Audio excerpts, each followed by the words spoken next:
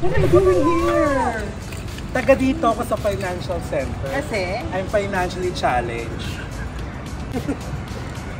May mental center ba sila dito? Oo, hello guys, we're here.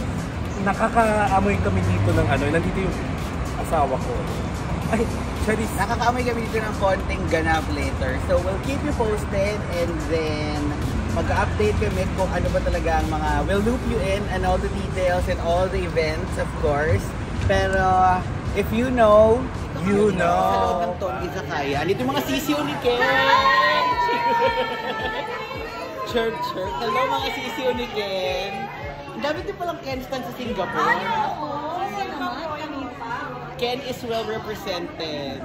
Apologies kay Jules. Okay, 1, 2, 3, go. Ito po ay isang public service announcement. Sorry kay Jules, hindi pala kayo magbibigay ng SPS Cup.